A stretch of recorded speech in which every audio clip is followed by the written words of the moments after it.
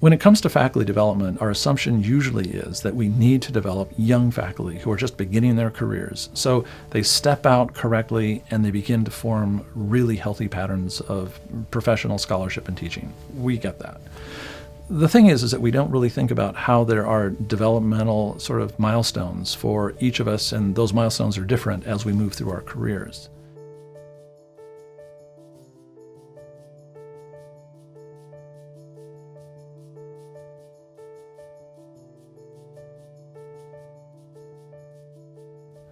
I think when I began my career, I wish that someone had come alongside of me and said, look, here are the things you just simply need to know so that your career will flourish. Here are the things you need to avoid so that your career is not going to fail. That's what it was. And so I have found throughout the course of my career is that deans and senior faculty and administrators and young scholars, they really don't think very much about the developmental process that professors go through during the course of their lives. In fact, I think if I were to just reflect on my own career, I would assume, I guess, that you begin strong. Maybe you are tenured or given a long-term contract, and the assumption is that you kind of plateau and that the playing field is level all the way until you retire. But that's not the way it works. It isn't the way it works at all.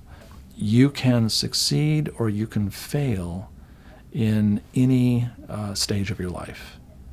It isn't as if you succeed early on in your career and then the rest is history. No, on the contrary. You actually have to step through developmental stages in your life.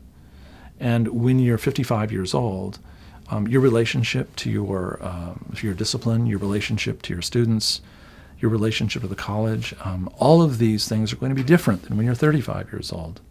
And so I think the real payout of this is if I'm mindful, if I'm growing appropriately, if I have good formative influences around me, my students benefit.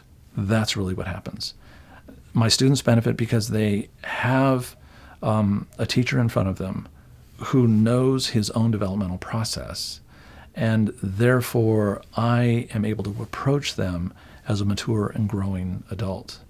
But I think there's another side benefit as well, and that is I understand myself better, and I understand that happiness in my career is elusive.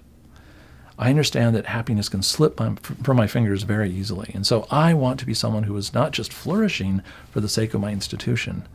I want to experience deep contentment. I want to know that when I am 40 or 50 or 60, I am who I want to be. I want to delight in the progress of my life. And when I delight in the progress of my life, then I become the kind of teacher my institution wants me to be. And I become the kind of person I want to be.